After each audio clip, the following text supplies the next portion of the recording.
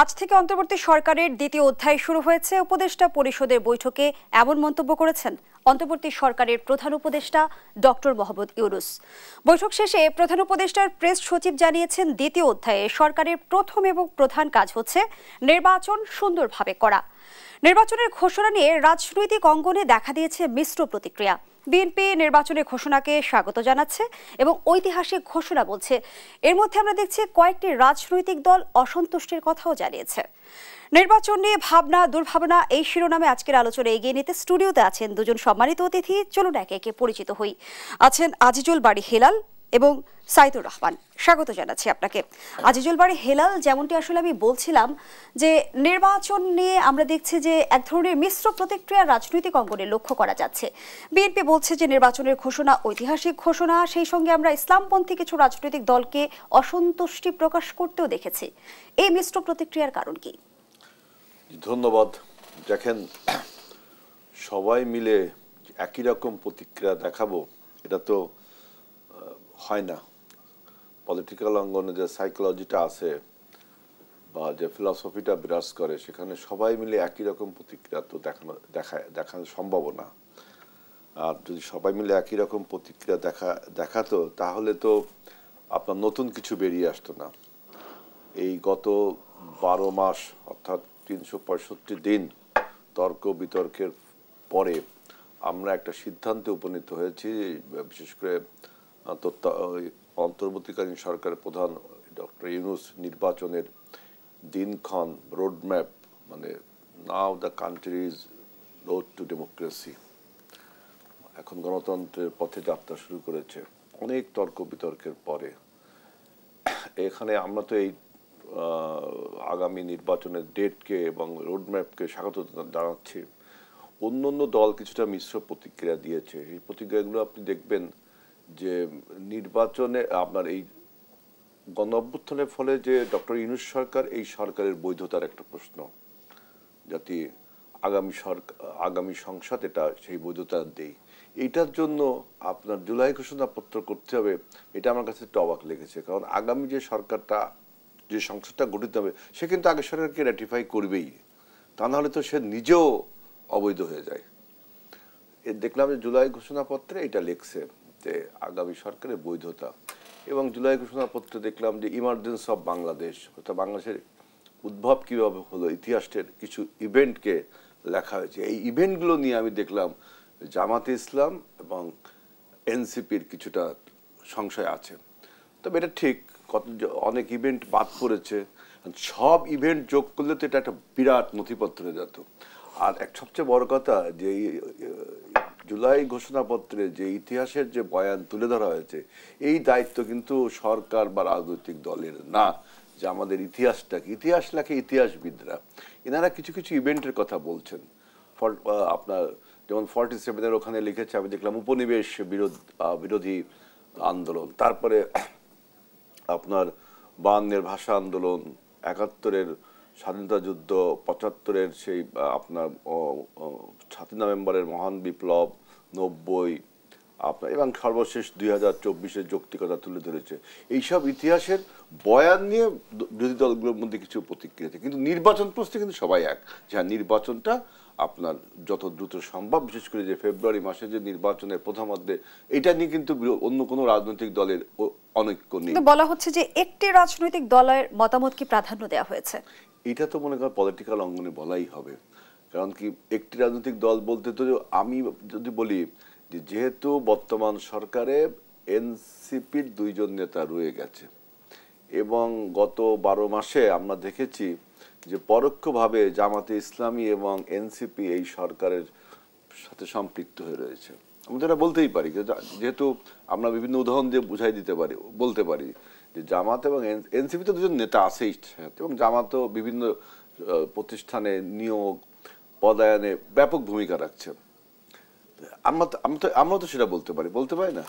এইগুলো পলিটিক্যাল অঙ্গনে এইগুলো থাকবে। যে অভিযোগটি আপনি করলেন যে জামায়াত নিয়োগ পদায়নে ব্যাপক ভূমিকা রাখছে, কিভাবে করছে, তাদের শক্তির উৎস কি? ওই যে বললাম না, যে এখন তাদের শক্তির উৎস কি, তাদের সাথে এই সরকারের বা প্রশাসনের হয়তো সখ্যতা আছে, বা প্রশাসন এবং সরকারের অনেকে আপনি এখন তো অনেক বক্তব্য দিতে হয় যে ফ্যাসিবাদের যে দোসররা তারা কিন্তু এই সরকারের এবং প্রশাসনের বিভিন্ন অংশে এখনো রয়ে গেছে। এখন তারা চিন্তাই করতে পারে দেশে যদি একটা আনস্টেবল অবস্থা সৃষ্টি করা যায় কিভাবে। বিএনপিকে তো সবসময় সরকার থেকে মাইনাস করে রাখা হয়েছে, যদি অন্য অন্য দলকে একটু প্রাধান্য দিই তাহলে তো দেশে একটা অস্থিতিশীল পরিবেশ তৈরি হবে এবং ফ্যাসিবাদের দোষর যারা বসে আছে ওদের একটা লাভ হবে এই প্রশাসনে। এরকম চিন্তা ভাবনা থেকে হতে পারে যে জামাতকে একটু প্রায়োরিটি দিই, আর এনসিপি তো সরকারেই আছে। সেই জন্য বলছি যে আমাদের মধ্যে রাজনৈতিক দলগুলোর মধ্যে নির্বাচন কোশ্চেন নিয়ে কিন্তু কোনো অনৈক্য নেই এবং আমরা একদম লার্জেস্ট পলিটিক্যাল পার্টি হিসেবে আমরা মনে করি যে আমাদেরও দায়িত্ব অন্য অন্য দলকে ঐক্যের মাধ্যমে এই নির্বাচনটা পরিচালনা করা। কারণ কি নির্বাচনটা সামনের নির্বাচনটা খুবই গুরুত্বপূর্ণ। আপনি বলছেন যে নির্বাচনের ঘোষণা নিয়ে কোনো মতবিরোধ নেই, কিন্তু বিএনপি মহাসচিব তো সম্প্রতি জানালেন যে নির্বাচনের ঘোষণাকে কেন্দ্র করে কোনো রাজনৈতিক দল হতাশ হয়েছে, তারা কারা? হ্যাঁ, ওই যে যারা মিশ্র প্রতিক্রিয়া বললেন না, জামাত ইসলাম যেমন বলেছে যে এইটাকে আইনে ভিত্তি দিতে হবে, যে জুলাই সনদের কথা ডিক্লারেশনটাকে ওইটাকে আইনে ভিত্তি দিতে হলে সংসদে একটা অধিবেশনের মাধ্যমে আলোচনার মাধ্যমে আইনি ভিত্তি দিতে হয়, উনি এটা বলছেন। তারপর এনসিপি বলছে যে বিচার করতে হবে, অমুক করতে হবে, অনেকটা বলছেন, এগুলো বলতেই পারে। সেই জন্যই বলছি যে অনেকে হতাশা প্রকাশ করেছেন, কিন্তু এই হতাশা যারা প্রকাশ করেছেন তারা আমি মনে করি যে গণ অভ্যুত্থানের যে জন্য হয়েছিল গণতন্ত্র পুনঃপ্রতিষ্ঠার জন্য, সেই পুনঃপ্রতিষ্ঠা যদি হতে যাচ্ছে এখন হতাশার তো কিছু থাকার কথা না। তারপরেও যারা হতাশা প্রকাশ করছেন আমরা মনে করি তারা গণতন্ত্রটাই ঠিক মতো বুঝে উঠতে পারছেন না। এতদিন ধরে যে বিএনপি ধারাবাহিকভাবে অভিযোগ করে আসছিল যে নির্বাচন নিয়ে ষড়যন্ত্র চলছে, চক্রান্ত চলছে, সরকারের ভেতর থেকে একটি পক্ষ চাইছে নির্বাচন বিলম্বিত করতে, সেই সব শঙ্কা দূর হলো কি এবার? শোনেন, এই বক্তব্যগুলো আমরা ফ্রম ডে ওয়ান থেকে দিয়ে আসছি, অর্থাৎ 5ই আগস্ট যখন হাসিনা পালিয়ে গেল, আমরা 7ই আগস্ট বিএনপি অফিসের সামনে আমরা একটা প্রোগ্রাম করেছিলাম যে নির্বাচন অনুষ্ঠানের দাবিতে।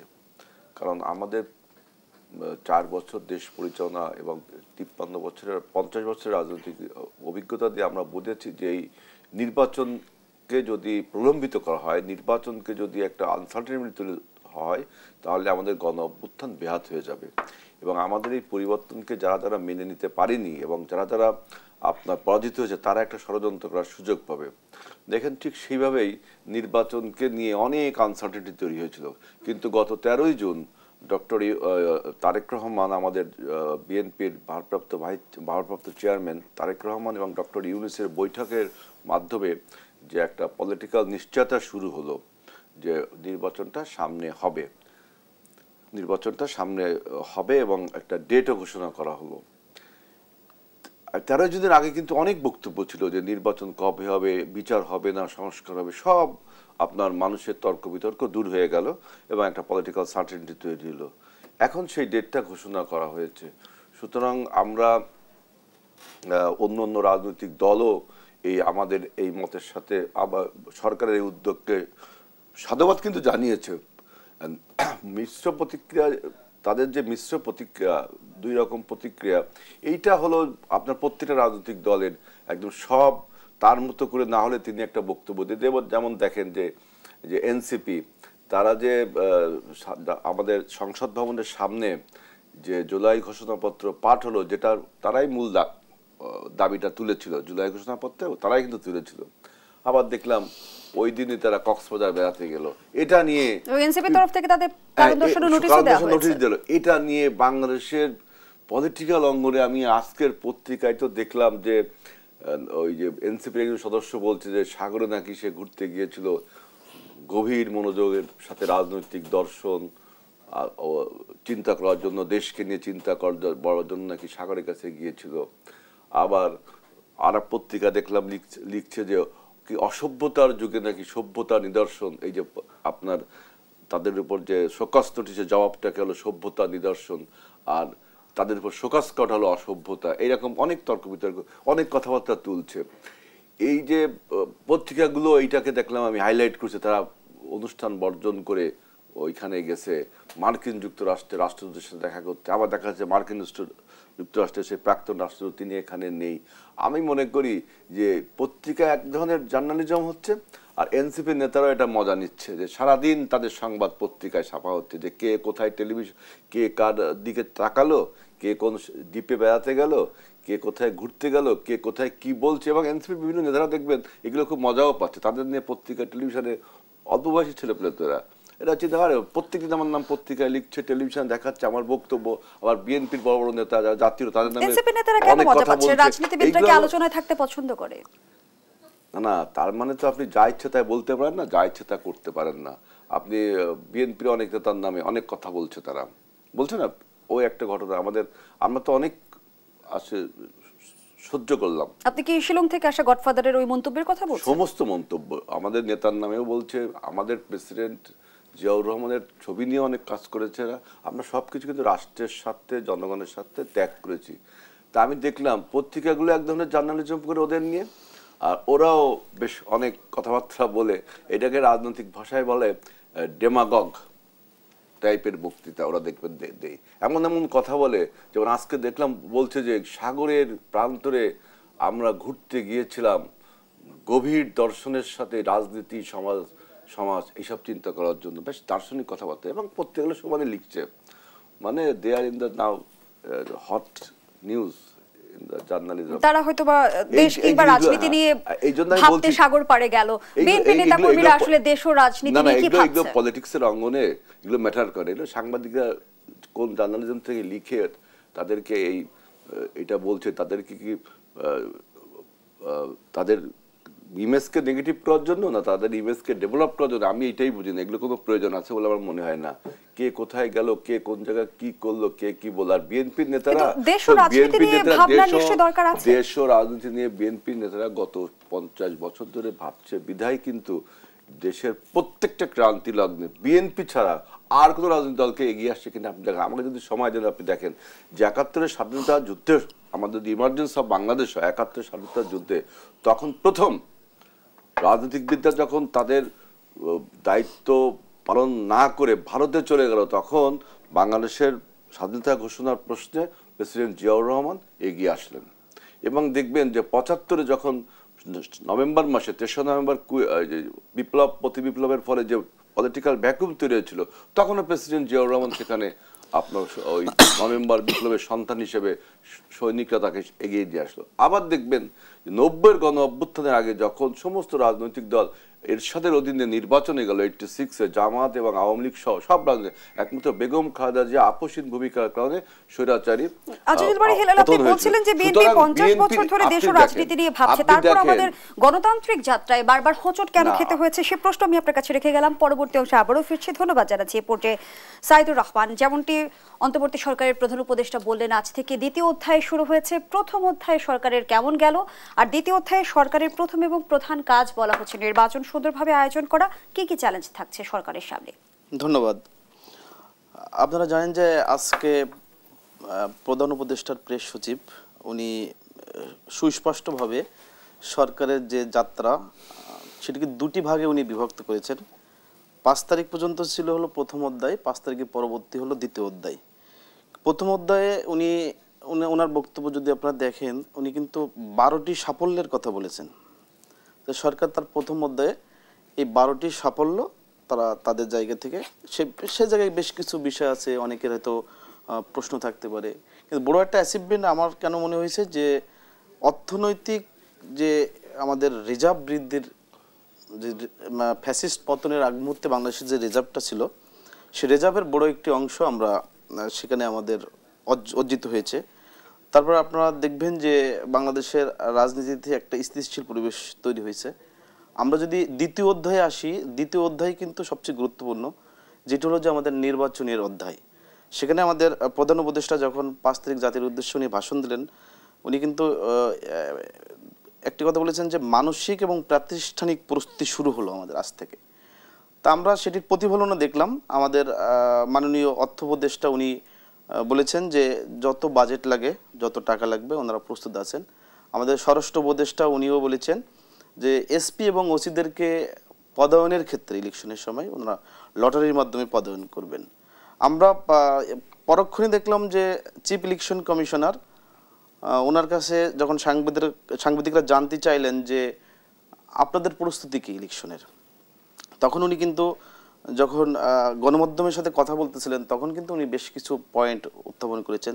তার ভিতরে অন্যতম হলো যে তাদের যে প্রস্তুতিগুলো আছে, প্রস্তুতির বড় একটি অংশ ওনারা ইতিমধ্যে সম্পন্ন করে ফেলেছেন। আপনারা যদি দেখেন যে ভোটার তালিকা হালনাগাদ এবং নতুন ভোটার অন্তর্ভুক্তি, সেই কার্যক্রম প্রায় শেষ পর্যায়ে। আগামী 10 তারিখ খসড়া ভোটার তালিকা প্রকাশ করা হবে, 31 আগস্ট চূড়ান্ত করা হবে।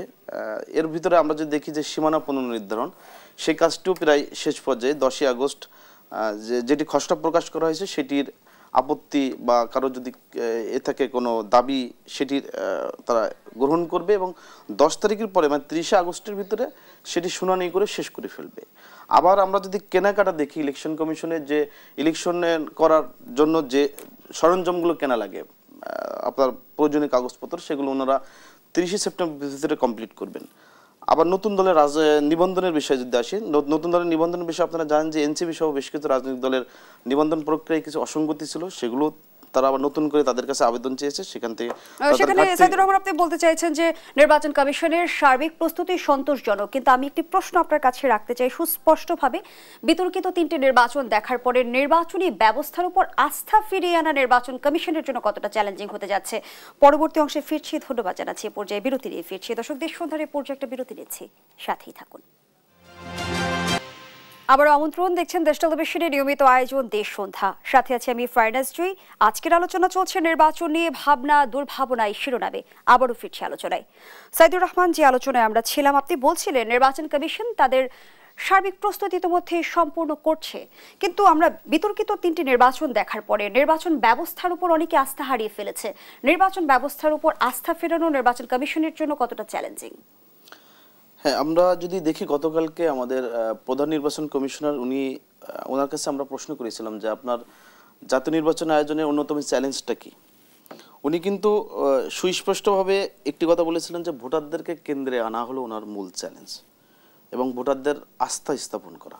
কারণ আপনারা জানেন যে 2014 5 জানুয়ারি একতরফা নির্বাচন, 18 30 ডিসেম্বর রাতের ভোট, 24 7 জানুয়ারি ডামি নির্বাচন, 3টি নির্বাচনে কিন্তু ভোটারদের উপস্থিতি আমরা দেখি নাই।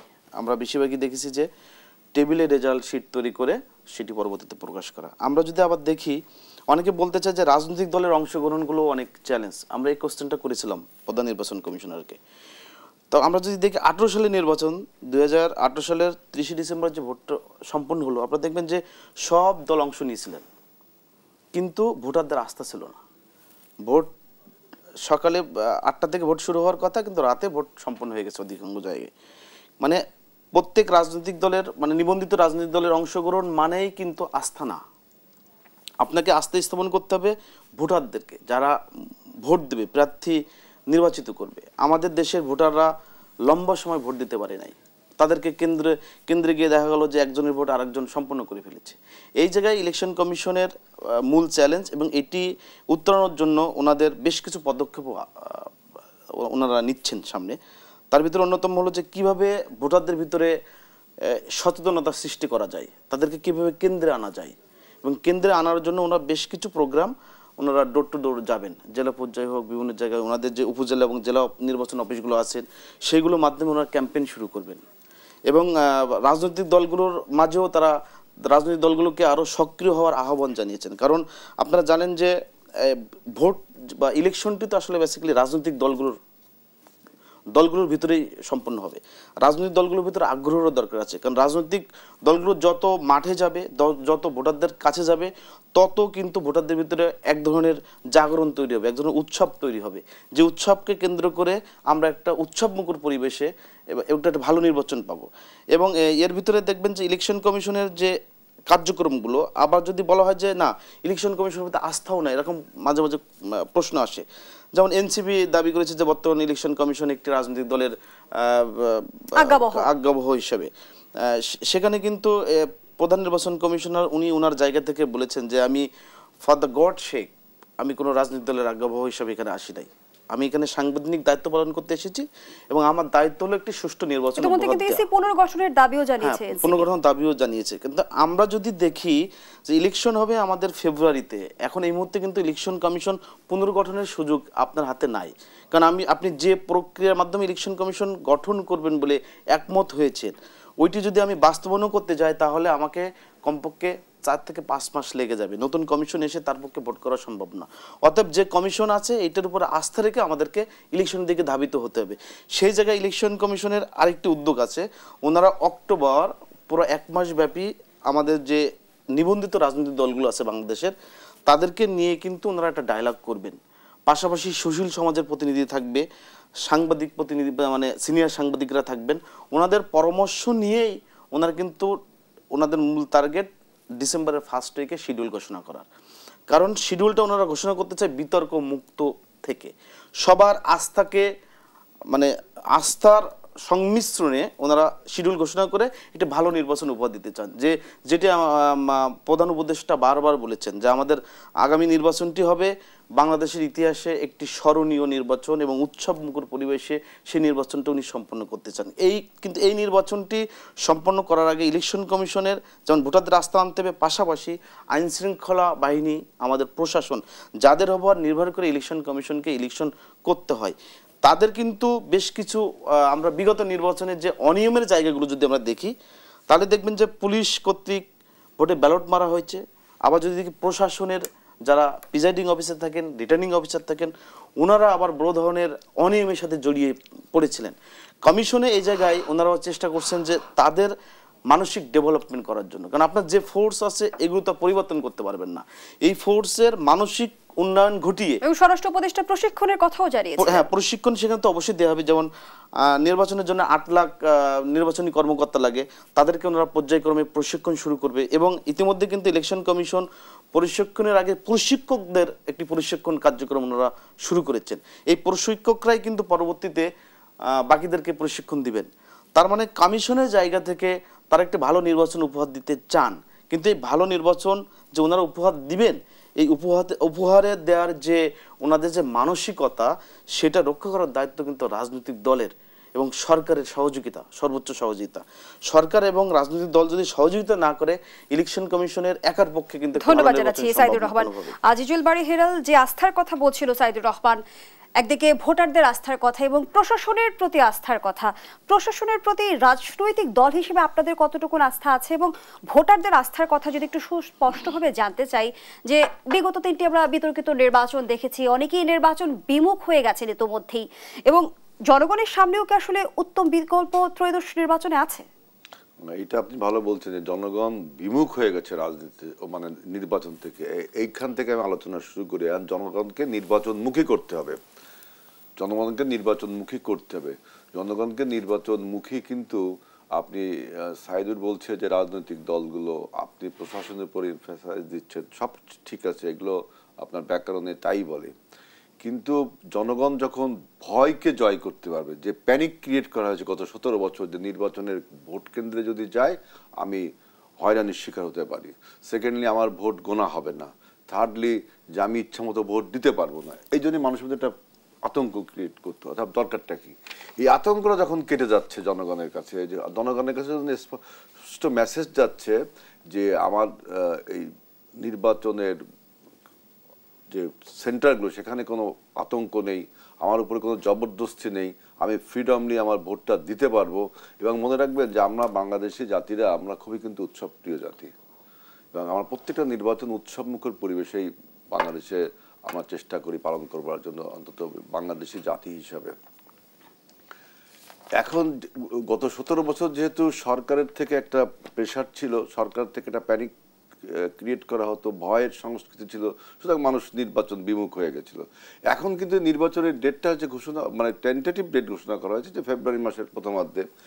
যখন দেখবেন যে ডেটটা ঘোষণা করা হবে, স্কেডিউল ঘোষণা হবে, তখন দেখবেন সমস্ত রাজনৈতিক দল মাঠে নেমে যাবে।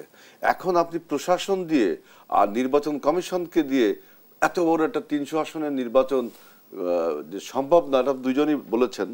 কিন্তু এবার দেখবেন যে আমার দৃঢ় বিশ্বাস যে রাজনৈতিক দলের কর্মীরা, যে সমস্ত রাজনৈতিক দল আমরা অভ্যুত্থানের শক্তি ছিলাম, এই সমস্ত রাজনৈতিক দলের কর্মীরা নির্ভয়ে নির্বিঘ্নে মাঠে থাকবে, এর সাথে জনগণও থাকবে। সুতরাং পুলিশ বা প্রশাসন ইচ্ছা করলেই যে হাসিনার নির্দেশে সবকিছু পাল্টে গেল, এবার কিন্তু সেটা সম্ভব না, কারণ সেই ভয়ের সংস্কৃতিটা দূরীভূত হয়েছে। যে ভয়ের সংস্কৃতি গত 17 বছর ছিল সেটা দূরীভূত হয়েছে। কিন্তু কিছুক্ষণ আগে আপনি তো বলছিলেন যে প্রশাসনে এখনো স্বৈরাচারের দোসররা রয়ে গেছে। ওই তো বললাম যে জনগণ এবং যদি রাজনৈতিক কর্মীরা নির্বাচনের মাঠে, রাজনীতির মাঠে থাকে অতন্দ্র প্রহরীর মতো, তাহলে এই দোসররা কি তাদের হাসিনাকে ঠেকিয়ে রাখতে পেরেছে? সুতরাং ভোটেও তারা আপনার এই জনগণের স্বতঃস্ফূর্ত উপস্থিতি এবং রাজনৈতিক কর্মীদের স্বতঃস্ফূর্ত উপস্থিতি, আমার যদি 1 লক্ষ কর্মী থাকে, তার যদি 10,000 কর্মী থাকে, আমাকে সেই নিশ্চয়তা দিতে হবে যে 1,10,000 লোক যেন ভোটে নির্বিঘ্নে ভোটটা দিতে পারে। সেখানে আরেকটু প্রশ্ন আসে, আজিজুল বারী হেলাল, ধরে নিলাম আপনার 1 লক্ষ কর্মী নির্বাচনের মাঠে উপস্থিত থাকলো, অন্যান্য রাজনৈতিক দলগুলো আস্থা রাখতে পারবে কি? লেভেল প্লেইং ফিল্ড নিশ্চিত হবে কি? এই লেভেল প্লেইং ফিল্ড তো বিএনপি একমাত্র দাবি করতে পারে, কারণ সরকারে আছে আমি এনসিপি। আমি তো আপনাকে বললাম সরকারের বিভিন্ন সুযোগ সুবিধায় গত 12 বছরে জামাত ইসলামী যা নেওয়ার নিয়েছে, তা লেভেল প্লেইং ফিল্ড তো বলবো যে আমরা নেই। আমরা বলতে পারি যে ভাই প্রশাসনে তোমাদের এরকম একছত্র আধিপত্য, অর্থাৎ লেভেল প্লেইং ফিল্ড নেই। লেভেল প্লেইং ফিল্ডটা কখন এই প্রশ্নটা ওঠে যখন সরকার নিজেই নির্বাচনে অংশগ্রহণ করে এবং তার একটা স্বার্থ থাকে, তখন বলা হয় যে লেভেল প্লেইং ফিল্ড নেই, কারণ সরকারের সাথে প্রশাসনের একটা কমিউনিকেশন থাকে। এবার তো সরকারটা নিউট্রাল, অর্থাৎ সরকারকে তার নিউট্রাল ভূমিকাটা দেখাতে হবে। আমরাই বরঞ্চ বলতে পারি যে সরকার নিউট্রাল না, কারণ সরকারের মধ্যে এনসিপির 2 জন সদস্য এখনো আছে, বলতে পারি না। কিন্তু তারপরেও আমরা বলছি যে এইবার যে ভয়ের সংস্কৃতি, ফ্যাসিস্ট সংস্কৃতি, স্বৈরাচারের সংস্কৃতি বিদায় নিয়েছে, সুতরাং মানুষ এবার নির্বিঘ্নে নির্ভয়ে, এই যে বললাম যে 1 লাখ আমার কর্মী তার 10,000 কর্মী, ওই 10,000 কর্মীর ভোটটাও সুনিশ্চিত হবে, 1 লাখ কর্মীর আধিপত্যে এটা নষ্ট হবে না। এবং প্রশাসনও যদি কোনো রকম আপনার এই যে ম্যানিপুলেশন করতে চায়, তাহলেও দেখবেন রাজনৈতিক কর্মীরা এবং জনগণ সেখানে বাধা হয়ে যায়। এবার এই সম্ভব না, যেহেতু সরকারের এখানে কোনো ইন্টারেস্ট নেই। সরকারের ইন্টারেস্ট হচ্ছে টু রিস্টোর দ্য ডেমোক্রেসি। আপনি যেটা বলছিলেন যে গত 53 বছরে আপনি প্রথম অধ্যায় আমাকে বলেছেন যে বিএনপি কি দেশকে নিয়ে চিন্তা ভাবনা করেছে কিনা। আপনি বলছিলেন যে 50 বছর ধরে বিএনপি চিন্তা করছে, তাহলে আসলে গণতান্ত্রিক যাত্রা আমরা বারবার প্রচুর খেলাম কেন সেই প্রশ্ন রেখেছিলাম। সেই প্রশ্ন রেখেছিলেন।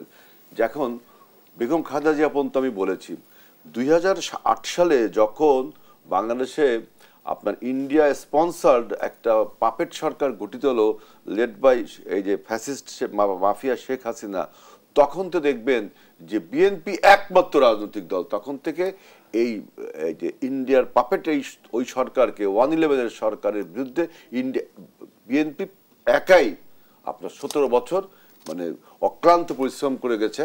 তাকে কখনো তার স্বৈরাচারী চরিত্রকে আমরা জনগণের সামনে তুলে ধরেছি, তার ফ্যাসিস্ট চরিত্রকে আমরা তুলে ধরেছি, তার মাফিয়া চরিত্রকে আমরা তুলে ধরেছি, এবং আমাদের শত শত নেতাকর্মী হত্যা হয়েছে, গুম হয়েছে, খুন হয়েছে, এবং আমরা তারপরও ফ্যাসিবাদ হাসিনার বিরুদ্ধে আন্দোলনটা জারি রেখেছি।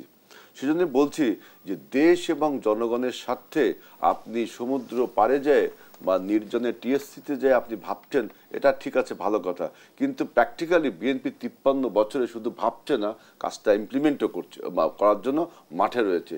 সেজন্যই বলছি যে আপনি দেখেন যে এইবার যে পলিটিক্যাল আনসার্টেনটি তৈরি হয়েছিল যে নির্বাচন নিয়ে, এই নির্বাচনটা যদি না হতো, যদি এই 24-এর গণ অভ্যুত্থানের ফলে নতুন একটি রাজনৈতিক সরকার না প্রতিষ্ঠা হতে পারে, তাহলে বাংলাদেশের ফিউচারটা কি হতো আপনি দেখেন। কিন্তু আজিজুল বারী হেলাল, বর্তমান সময়ে যেমনটি বলা হচ্ছে যে ফ্যাসিবাদের পতন হয়েছে, কিন্তু রাষ্ট্রের রন্ধ্রে রন্ধ্রে ফ্যাসিবাদী ব্যবস্থা এখনো জারি হয়ে আছে। সেই ব্যবস্থা পরিবর্তনের জন্য বিএনপির ভাবনা কি, সে প্রশ্নটি আমি আপনার কাছে রেখে যাচ্ছি। আবারও বিরতির সময় হয়েছে, বিরতি থেকে ফিরছি। দর্শকদের সন্ধ্যার এই পর্যায়ে আবারও বিরতিতে যাচ্ছি, সাথেই থাকুন। আবারও আমন্ত্রণ, দেখছেন দেশ সন্ধ্যা, আমরা আবারও ফিরছি আলোচনায়। আজিজুল বারী হেলাল, যে আলোচনায় আমরা ছিলাম, ফ্যাসিবাদের পতন হলো, ফ্যাসিবাদী ব্যবস্থার নির্মূল কেন হলো না? হাসিনার লেগেসি কারা টেনে নিয়ে যাচ্ছে? ফ্যাসিবাদী ব্যবস্থা নির্মূল হলো না, এটা কি ঠিক?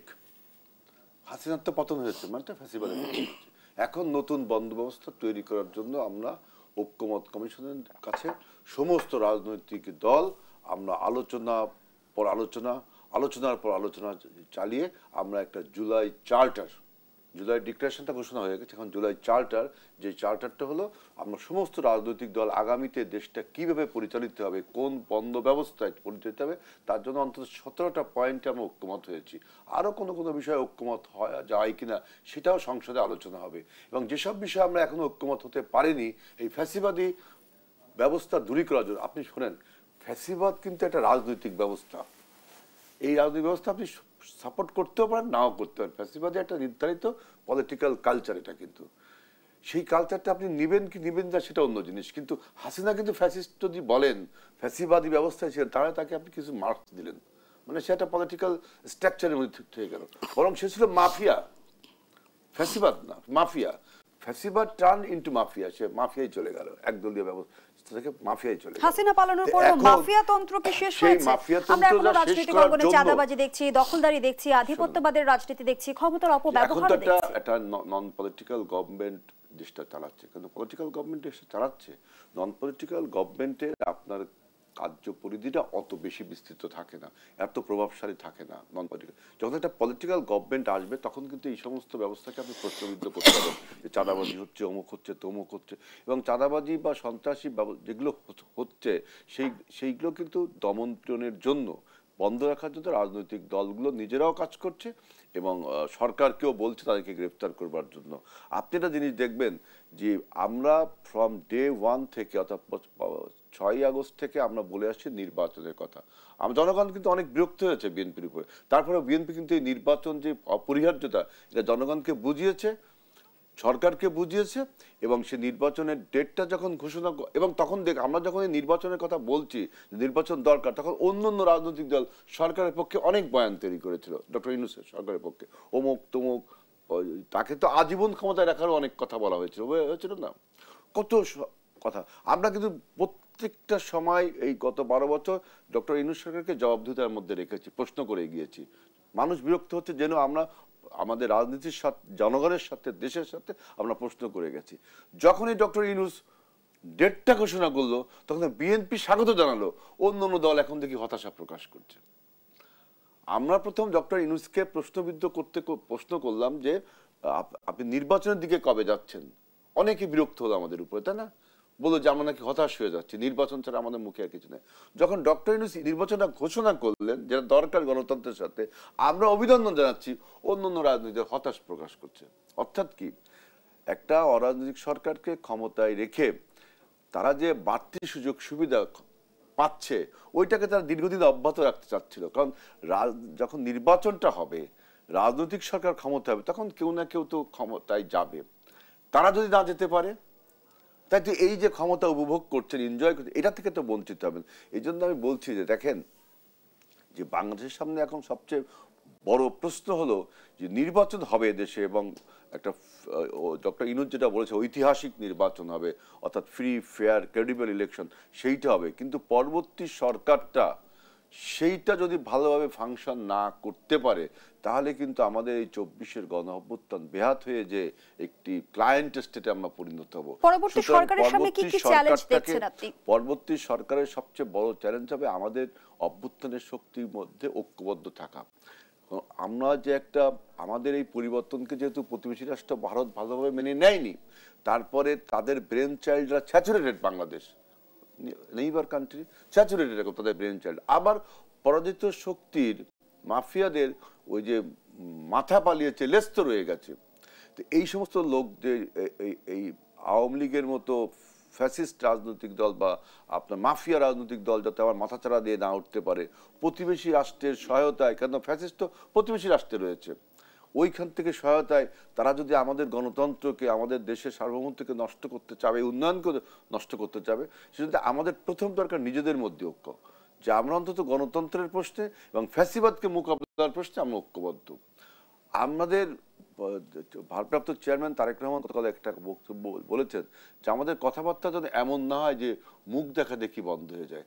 আমরা চাই যে আমরা যারা এই হাসিনাকে ফাইনালি তাড়াতে সক্ষম হয়েছি, আমরা হয়তো আমাদের রাজনীতির আদর্শ ভিন্নতা থাকবে, এটাই স্বাভাবিক, আমাদের কর্মসূচি ভিন্ন থাকতে পারে, কিন্তু আমাদের সবাইকে একটা বিন্দুতে ঐক্য থাকতে হবে যে এই আওয়ামী ফ্যাসিবাদকে মোকাবেলা করার কোশ্চেনে এবং বাংলাদেশের গণতন্ত্র জারি রাখার কোশ্চেনে। কিন্তু আজিজুল বারী হেলাল, বর্তমান বাস্তবতায় বিএনপির অন্যান্য রাজনৈতিক দলগুলোর সাথে ঐক্য ধরে রাখা বেশি কঠিন নাকি নিজ ঘর সামলানো বেশি কঠিন? কারণ আমরা যেমনটি জানি গণঅভ্যুত্থানের পরে বিএনপির মধ্যে অন্তর্কোন্দলে শতাধিক মানুষ নিহত হয়েছে। এটা তো শুনেন, আমরা তো আমাদের আভ্যন্তরীণ ডেমোক্রেসিকে বা আভ্যন্তরীণ ডিসিপ্লিনকে আমরা আমাদের নেতৃত্বের গুণে আমরা এটা নিয়ন্ত্রণ করতে পারছি, এটা নিয়ন্ত্রণ করা সম্ভব হচ্ছে। কিন্তু সবচেয়ে বড় যে জিনিসটা, অন্য অন্য রাজনৈতিক দলের সাথে ঐক্য ধরার জন্য আমাদের কাজ করতে হবে। সুতরাং আপনি যেটা বলছেন ঠিকই, যে একটা লার্জেস্ট পলিটিক্যাল পার্টি হিসাবে আমাদের দলের আভ্যন্তরীণ শৃঙ্খলা, এটা তো আমরা যতটা আমাদের সাংগঠনিক সক্ষমতা বা আইনগত সক্ষমতা দিয়ে আমরা এটা চেক দেই, এবং সরকারকেও বলি যে আমাদের দলের যে সমস্ত কর্মীর বিরুদ্ধে আমরা ব্যবস্থা নিচ্ছি, প্রয়োজনে আপনি তাদেরকে আইনের আওতায় নিন। আমরা কিন্তু কখনো পুলিশকে বা প্রশাসনকে বলছি না আমার ওই কর্মীকে ধরা যাবে না, শেখ হাসিনা যেটা করতো বা অন্যান্য রাজনৈতিক দল। আপনি দেখেছেন যে আপনারা বারবার বলবেন হয়তো পাটগ্রাম আর পটিয়ার দুইটা ঘটনা, হ্যাঁ, একটা তো রাজনৈতিক দলগুলোই ওই যে পুলিশের কাছে আসামি ছিনতাই করে নিয়ে যাচ্ছে, অমুক তমুক, তাই না? এইগুলোর জন্য আমাদের প্রশাসনের পুলিশ ভাইরা তারা যদি আপনার দেশের সাথে জনগণের সাথে সাহসী ভূমিকা নেই এবং রাজনৈতিক দলগুলো যদি এই প্রশাসনের হস্তক্ষেপ না করে, আবার প্রশাসনের সমস্যা আছে, প্রশাসনও আপনার এই জিনিসগুলো নাইসলি হ্যান্ডেল করতে পারে না, তাদেরও একটা মতলববাজি থাকে।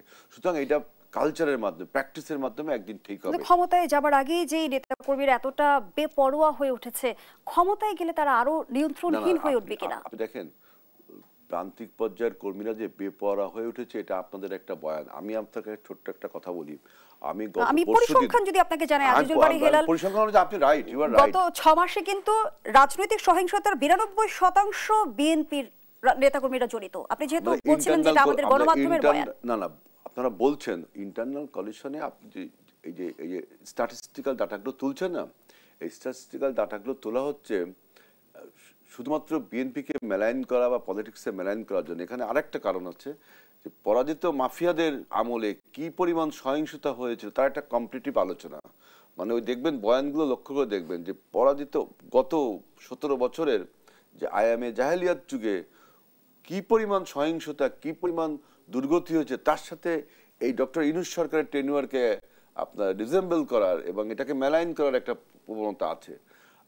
আমি বলতে চাচ্ছি, আপনাকে একটা ছোট্ট ঘটনা দিলে আপনি বুঝবেন যে আমাদের কর্মীরা আসলে বেপরোয়া হয়নি।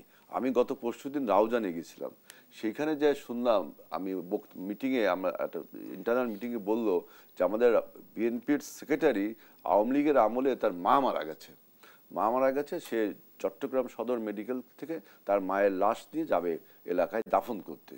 আওয়ামী লীগের যে এমপি সে ঘোষণা করছে যদি ওই বিএনপির সেক্রেটারি তার মার লাশ নিয়ে রাউজানে ঢোকে তাহলে মা সহ তাকে কবর দেওয়া হবে। তখন ওই বিএনপির ওই নেতা শহরের একটা ছোট্ট কবরের জায়গা কিনে আর মাকে দাফন করতে হচ্ছে। এইরকম একটা বর্বরতা, পৈশাচিকতা, নির্মমতাকে আমরা মোকাবেলা করেছি। আমাদের কর্মীদের এখন এইরকম কর্মীও যদি আপনার কোনো এই 5ই আগস্টের পরে কোনো অন্যায়ের সাথে জড়িত হয়, তাকে আমরা শোকজ করেছি, বহিষ্কারও করেছি। আপনারা শোকজ করেছেন এবং বিভিন্ন সময় সাংগঠনিক ব্যবস্থা আপনারা নিয়েছেন। আমরা এই আওয়ামী লীগ কর্তৃক নির্মমতার শিকার হওয়ার পরে সে যদি কোনো একটা অন্যায় বা মানে আপনার দুর্বৃত্তমূলক কাজ করে, তাকেও কিন্তু বিএনপি ছাড় দেয়নি, বিএনপির হাইকমান্ড তাকেও। কিন্তু এখন আপনারা বলছেন যে রাজনৈতিক দলগুলোর মাঝে আপনারা ঐক্য প্রতিষ্ঠা করতে চান, অন্যদিকে আবার দেখা যাচ্ছে যে কক্সবাজারের সাম্প্রতিক সময়ের ঘটনা যদি আমি তুলে ধরে, একটি রাজনৈতিক দলের সভাস্থল ঘুরিয়ে দেওয়া হলো, বিষয়টি সাংঘর্ষিক কিনা? একদিকে ঐক্যের কথা বলছেন, আবার আপনারাই একটি রাজনৈতিক দলের সমাবেশ স্থল ঘুরিয়ে দিচ্ছেন। এই নতুন যে রাজনৈতিক দলটি জাতীয় নাগরিক কমিটি, এই দলের প্রতি মানুষের একটা মানে একটা ভালোবাসা তৈরি হয়েছিল। কি জন্য জানেন? যে আওয়ামী লীগের পতনের পরে আমাদের পলিটিক্যাল স্ফেয়ারে যে ভ্যাকুমটা তৈরি হয়েছিল, আমরা মনে করতাম এই নতুন রাজনৈতিক দলটা এই ভ্যাকুমটা আপনার ফিল আপ করবে এবং বাংলাদেশের গণতন্ত্র তাহলে ভাইব্রেন্ট হবে। শক্তিশালী রাজনৈতিক দল যদি থাকে সরকার এবং বিরোধী দলের, তাহলে কিন্তু গণতন্ত্র ভাইব্রেন্ট হয়। তার আমরা চাইছিলাম যে এনসিপি সেই জায়গাটা নিতে পারবে, কিন্তু তাদের এই যে ইনফ্যান্টাইল অ্যাটিটিউড এবং পলিটিক্স সম্বন্ধে বিভিন্ন রকম আপনার ন্যারেটিভ না বুঝে তৈরি করে আপনার আমাদের অনেক অনৈক্য কারণ হয়ে দাঁড়িয়েছে। তাদের যে একজন 50-60 বছরের পলিটিশিয়ানকে বা একজন সিনিয়র নেতাকে তারা আন্দাজে দেখেন, আমাদের প্রেসিডেন্ট জিয়াউর রহমানের ছবি নিয়ে যে কাজটা করলো, এটা তো আমাদের তো অন্তত এনসিপির নেতাকর্মীরা যেমনটি বলেছে যে কথার সাথে কথা লড়াই হতে পারে না। আমি তো সেটা কথার সাথে কথা লড়াই হতে পারে, কিন্তু আপনি আমাদের নেতার ছবি নিয়ে যে অসম্মানটা করলেন, আমাদের নেতাকে নিয়ে বাজে কথা বললেন, নিশ্চয়ই শিষ্টাচার বহির্ভূত কোনো কর্মকাণ্ডই সমর্থনযোগ্য নয়। তাই তো বলছি। তারপরে আপনি একজন সিনিয়র নেতাকে বলছেন গডফাদার অমুক, তো সেই হাসিনার যুগে তো ফিরে যাচ্ছেন আপনি। আবার আপনার কথাবার্তা, আল্লাহ আপনাকে মুখ দিয়েছে খাওয়ার জন্য, কথা বলার জন্য, বহিঃপ্রকাশ কি বলেন?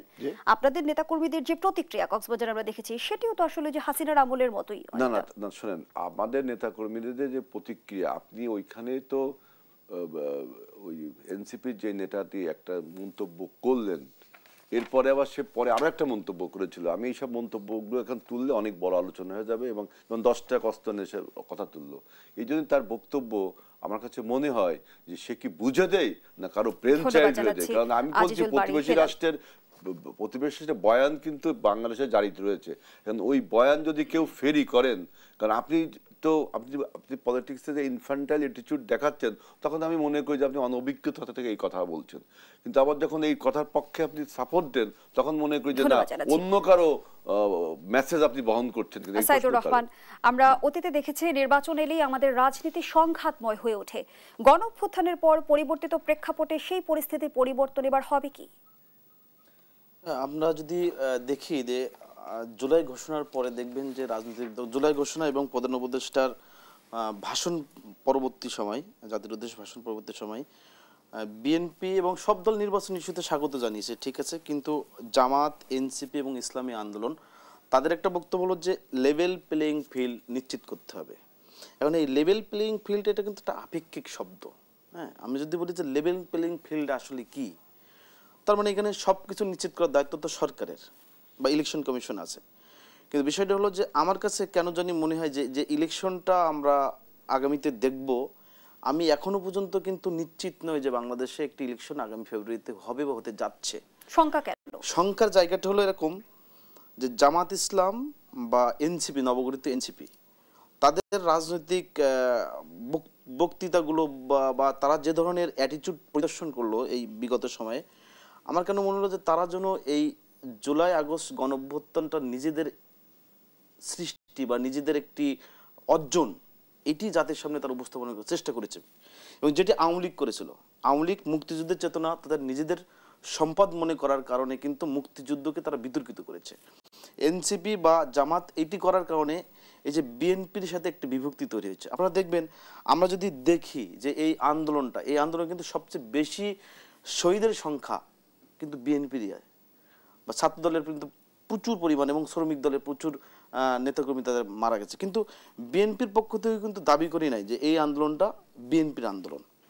এবং আমরা যদি দেখি যে দেখেন, বিএনপির ভারপ্রাপ্ত চেয়ারম্যান তারেক রহমান এই আন্দোলনে কিন্তু উনি 21টি টুইট করেছিলেন, 15টি ফেসবুক পোস্ট দিয়েছিলেন, 7 বার জাতির উদ্দেশ্যে উনি ভাষণ দিয়েছিলেন এই আন্দোলনকে কেন্দ্র করে। এবং উনি ওই সময় কিন্তু বেশ বিএনপির সর্বমহল, শুধু বিএনপি না, পেশাজীবী সংগঠন বা অন্যান্য নেতৃবৃন্দের সাথে আলোচনা করেছেন। কিন্তু কখনো বিএনপি বলি নাই যে তারেক রহমান এই আন্দোলনটা এককভাবে করেছে। কারণ একটি গণঅভ্যুত্থান কখনো একটি দল হয় না, একটি দল করে না, এটি করে একটি দেশের সবার একটি অর্জন, সকলের সম্মিলিত একটি আন্দোলন। যখন এই আন্দোলনটি নিয়ে একটি দলের অর্জন হিসাবে দেখানো হচ্ছে, তখন কিন্তু ডিভাইডেশনটা এই জায়গা থেকে জামাত এবং এনসিপিকে বের হতে হবে। তাদেরকে বাংলাদেশের মানুষের জন্য, বাংলাদেশের জনগণের জন্য রাজনীতি করতে হবে। আমরা চাই একটি ইলেকশন কেন চাই? কারণ ইলেকশন ছাড়া তো বাংলাদেশে কোনো পরিবর্তন আসবে না। বাংলাদেশে কোনো রাজনৈতিক বা অর্থনৈতিক বা প্রশাসনিক বলে নির্বাচনের বিষয়ে যেমন জামায়াত ইসলামী বলছে যে ফেব্রুয়ারিতে নির্বাচনের বিষয়ে তাদের কোনো আপত্তি নেই, কিন্তু তারা পিআর পদ্ধতিতে নির্বাচনের দাবি জানিয়েছে এবং নির্বাচন অবশ্যই হতে হবে জুলাই সনদ অনুযায়ী, এমনটি বলছে দল। এখনো জানেন যে জুলাই সনদটি এখনো কিন্তু সম্পন্ন হয় নাই, এটা কিন্তু চলমান আছে। জুলাই সনদটি হওয়ার পরবর্তীতে যদি এই জুলাই সনদ নিয়ে কোনো ধরনের বিরোধ তৈরি হয়, যেমন পিআর পদ্ধতি যদি বলি আমরা, পিআর পদ্ধতির যেটা এখানে যে বিষয়টি আসছে যে উচ্চকক্ষ এবং নিম্নকক্ষ, যদি এখনো পর্যন্ত নিম্নকক্ষে পিআর চালুর মতো পরিস্থিতি বাংলাদেশে নাই, বা এটি আপাতত সম্ভব না। উচ্চকক্ষে যে পিআর চালু যে বিষয়টি বলা হচ্ছে, আমাদের ঐকমত্য কমিশন থেকে সিদ্ধান্ত নেওয়া হয়েছে, যেটি যদি বিএনপি নোট অফ ডিসেন্ট দিয়ে দিয়েছে যে না আমরা এটি একমত নই। এই ইস্যুতে জামাত ইসলাম কোনো কারণে যদি নির্বাচন বয়কট করে বা এনসিপির যদি কোনো কারণে নির্বাচন বয়কট করেন, কারণ আপনারা জানেন যে এনসিপি, জামাত এবং ইসলামী আন্দোলন তারা কিন্তু তিনটা রাজনৈতিক দল একই সুরে কথা বলল, তাদের দাবিগুলো কিন্তু একই সুরে। তারা স্বাগত জানিয়েছে নির্বাচন নিয়ে, ডেট নিয়ে আপত্তি নেই, কিন্তু আপত্তির জায়গাগুলো কি জুলাই সনদ নিশ্চিত করতে হবে। আর জুলাই সনদ নিশ্চিত করার দায়িত্ব তো শুধু সরকারের একা না, সব রাজনৈতিক দলের। বিএনপি একটি রাজনৈতিক দল, প্রধান রাজনৈতিক দল বাংলাদেশের এই মুহূর্তে, ওনাদের কিছু আপত্তি থাকতে পারে। এই বিষয়গুলোকে কেন্দ্র করে সামনের দিনের সংকট আরো ঘনীভূত হবে কিনা সেটি নিশ্চয়ই ভবিষ্যতে আমাদের দেখতে হবে। ধন্যবাদ জানাচ্ছি সাইদুর রহমান। আমরা আমাদের আয়োজনের একেবারেই শেষ প্রান্তে। ধন্যবাদ জানাচ্ছি আজিজুল বারী হিলাল আপনাকেও। দর্শক, শেষ করছি দেশ সন্ধ্যার আজকের আয়োজন। ধন্যবাদ এতক্ষণ আমাদের সাথে থাকার জন্য।